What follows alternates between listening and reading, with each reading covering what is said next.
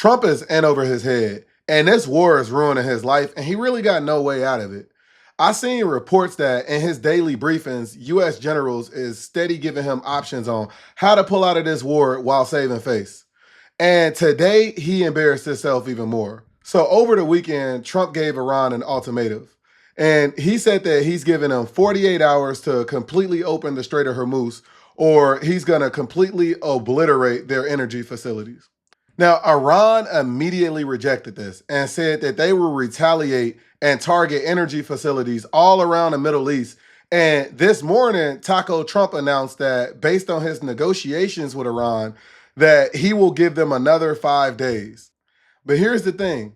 Iranian state news came out today and said that Trump is lying. And they're not talking to Trump about any sort of deals or ceasefires or anything like that. Now, typically, I would believe the US government over a hostile regime, right? But Trump making that hard to do. Every single week, he's lying about everything involving Iran. He's constantly telling us that Iran is obliterated. We completely took out their military capabilities. They're ready for a ceasefire. And, they're on the brink of collapse. But why would I believe that and Hamas never surrendered? I mean, Israel almost flattened Gaza, and to this day, Hamas still has never surrendered.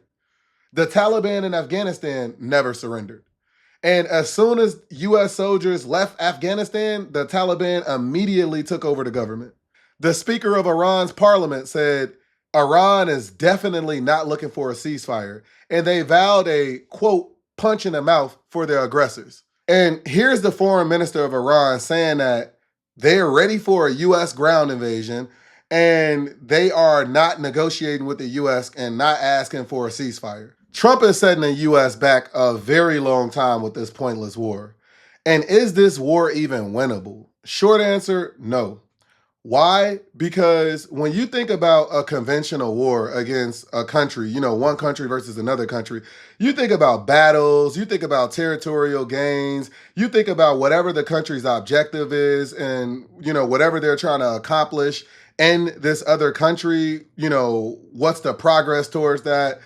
But see, in this war with Iran, you can't really measure things like that.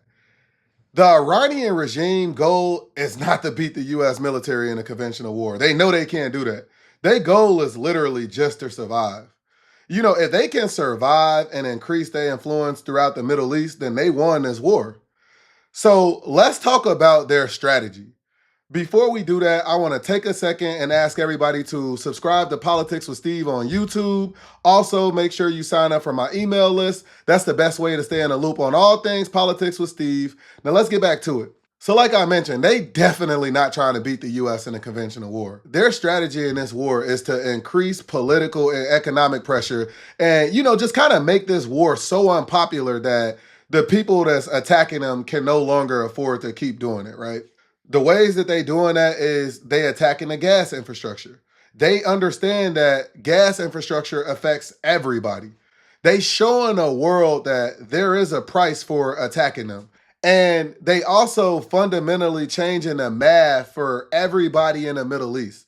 You got Qatar, Saudi Arabia, and all of the countries in the Middle East that is allies with the United States or aligned with the United States, basically through Trump regime. And these people believe that the United States would protect them in the event of anything like this happened with Iran. And so when you look at the Middle East, Iran is just giving their neighbors the business. Like every single day, we see new attacks everywhere throughout the Middle East. And what they're trying to do is they're trying to break the U.S.'s influence on those countries in the Middle East. When we seen the president of Iran apologize for its attacks on his neighbors, what he said was, if y'all stop allowing the U.S. to attack us from your country, because the United States have, military bases all throughout the Middle East in those different countries. He's saying that if y'all stop allowing attacks from y'all countries, y'all wouldn't have to worry about us attacking y'all. So they're thinking now, we don't want no parts of this. And it's already said that the Middle East is set back almost 20 years just from what happened so far in this war. And they want the damage to their countries to stop. So again, this is going to break the U.S.'s influence to those countries in the Middle East. And like I said, their goal is regime survival. And by regime, I mean the political system in Iran. That's not dependent on the survival of one person. We've seen their supreme leader get killed. We've seen the Iranian military defense chief just get killed. He was considered the, most important decision maker in the country, Larijani. The system has not collapsed. You have to understand the philosophy of the Iranian people. They firmly believe that the survival of their regime is more important than life. The only real way to force a regime change in a country as big as Iran is to put US boots on the ground. And if the United States end up putting boots on the ground, we will eventually win the war in terms of probably creating a regime change in Iran. But the IRGC will make that so costly for the United States. So, in doing this, the United States will lose a lot of troops. It will lose a lot of its military capabilities because a lot of equipment, already we've seen so much equipment being damaged and destroyed in this war. We've had to take equipment that we give to our allies to use it for this war. Trump is the first American president in a modern era to take the US to war without the support of the public. And that matters because if the US public was behind this war, then it would be way more understanding of any casualties or any, military equipment damage because the United States taxpayers is who paying for all of this military equipment. But because basically the majority of the country is against this war, that means that the US population is going to be way more sensitive to any casualties or any sort of inconveniences that is caused by this war. Americans typically stand behind the president regardless of party affiliation. As soon as troops hit the ground, we all united. It's one country. But the purpose of this war is so bad, and Trump screwed up so much with, justifying this war with the American people. We don't even know what we're fighting for. So, like I said, this war is extremely unpopular. This war is also being lost on a global stage because it is exposing the US military. So, one of the most effective things that the US military did was act as a deterrent to bad actors throughout the world. So, you got countries like China who've been wanting to invade Taiwan for, ever. You got Russia who does a lot of stuff.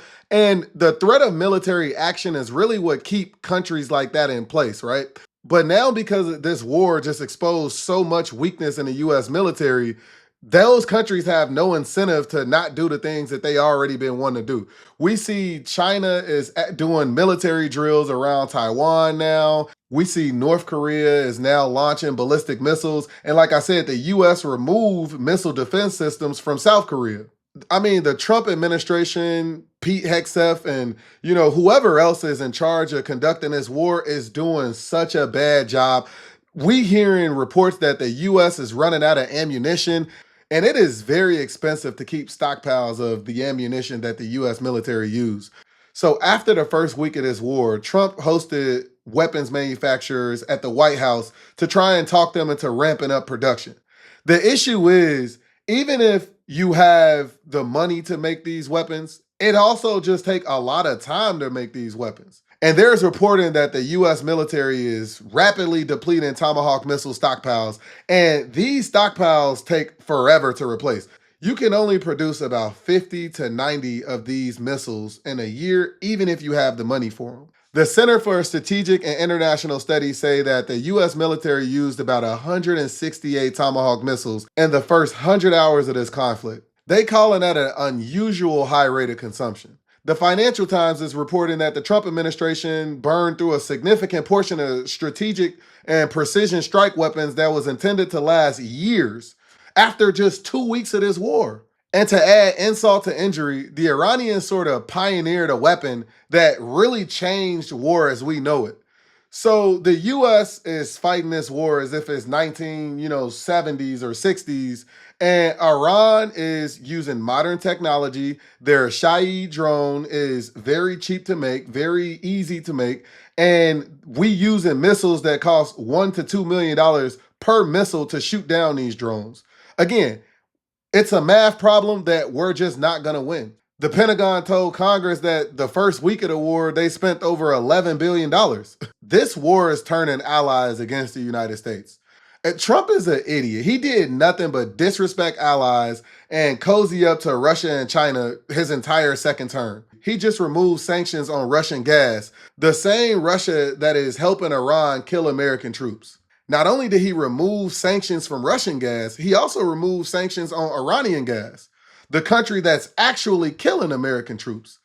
This guy is so incompetent. He probably think that that's going to help bring down oil prices, but it's actually not. All he doing is putting money in the regime that he's currently fighting a war against. All of the allies were against him removing sanctions on Russian gas.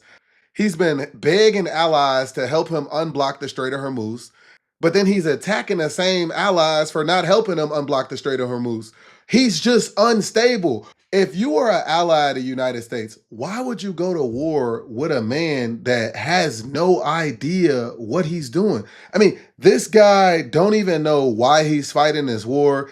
He didn't communicate to allies before he started this war. Typically, you would go around and try and build a coalition of allies to support you. And, even if you don't give them your exact attack plans, you let them know, hey, we're going to be taking actions against the Iranian regime so that they can prepare their country, they can prepare their troops, prepare their military. Trump didn't do any of that. And then he just want them to dive headfirst into a conflict that he started and nobody understands why he even started it.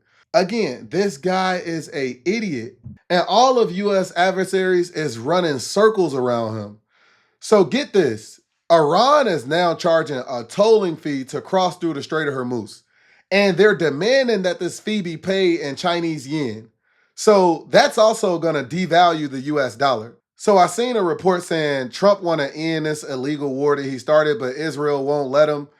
First of all, that's already bizarre. And I kind of see when they say Israel won't let him, it's not necessarily Israel is telling him that he has to, but they're doing things like escalating the war, like that attack that we seen on the South Pars oil fields.